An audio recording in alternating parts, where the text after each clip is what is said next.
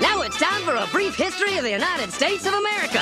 Hi, boys and girls, ready to get started? Once upon a time, there were these people in Europe called pilgrims, and they were afraid of being persecuted.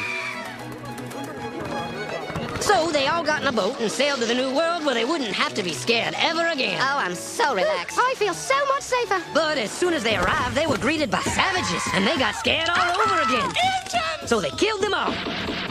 Now, you'd think wiping out a race of people would calm them down, but no. Instead, they started getting frightened of each other. Witch! So they burned witches.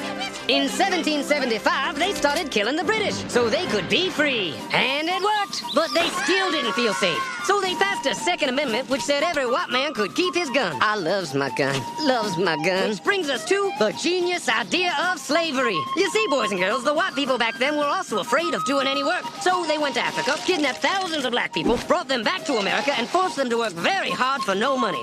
And I don't mean no money like I work at Walmart and make no money. I mean $0. Nothing. Not a zip. Doing it that way made the USA the richest country in the world.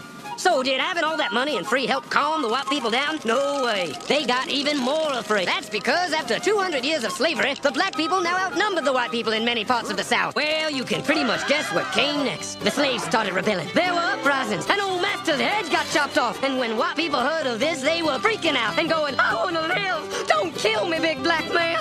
Well, just in the nick of time came Samuel Colt, who in 1836 invented the first weapon ever that could be fired over and over without having to reload. And all the southern whites were like, yeah! But it was too late. The North soon won the Civil War and the slaves were freed. Yep, they were free now to go chop all the old master's heads off. And everybody was like, oh no, we're gonna die. But the freed slaves took no revenge. They just wanted to live in peace. But you couldn't convince the white people of this. So they formed the Ku Klux Klan. And in 1871, the same year the Klan became an illegal terrorist organization, another group was founded, the National Rifle Association. Soon politicians passed one of the first gun laws, making it illegal for any black person to own one.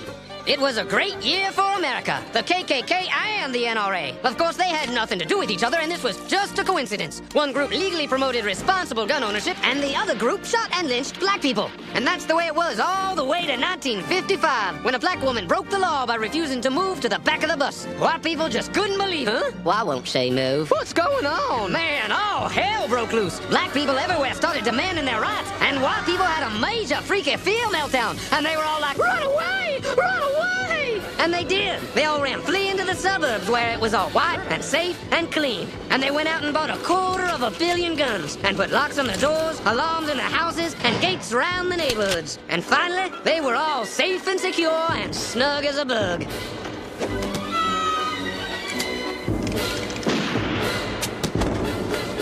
And everyone lived happily ever after.